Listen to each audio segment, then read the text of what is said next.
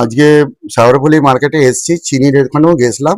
আমাদের চিনি স্টক আছে, আহ, সেই স্টকের একটা মিনিমাম একটা অ্যামাউন্ট আছে, 400 কেজি এত কুইন্টাল, 40 কুইন্টালের বেশি মাল রাখা যাবে না। সেগুলো চেক করছি। এখন এই চালের গোডাউনে এসেছি, দেখতে পাচ্ছেন। এখানেও আমরা চেক করছি, যদি ওভার স্টক থাকে তাহলে আমরা এর এগেনস্টে আমরা অ্যাকশন নেব, সেটা আমরা সিজ করব বা যা করার কেস করার আমরা সেটা করব।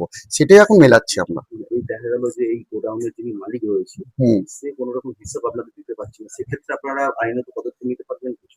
সেইটার জন্যই এখন আমি দেখছি যে উনি আগে হিসাব মেলাতে পারেন কি পারেন না। ওনার এই স্টকটা দেখার জন্য আমি আগে কথা বলছি, উনি দেখাবার জন্য সমস্ত কিছু রেডি করছেন। আগে দেখে নি, না হলে সেই মাল আমরা সিজ করব। আমি আমার সুপিরিয়রের সঙ্গে কথা বলে ডিসিশন নেব কি করা কি যায়। দেখতে চাইছেন খাতাপত্র মানে কাগজপত্র কাগজপত্র, মাল কোথা থেকে নিয়ে এসছে, কতটা মাল নিয়ে এসছে, আর কতটা ও রাখতে পারে সেই সিস্টেম আগে দেখে নিই, কতটা রয়েছে, কতটা রাখতে পারে সেটা দেখে নিয়ে তারপর আমরা ব্যবস্থা নেব।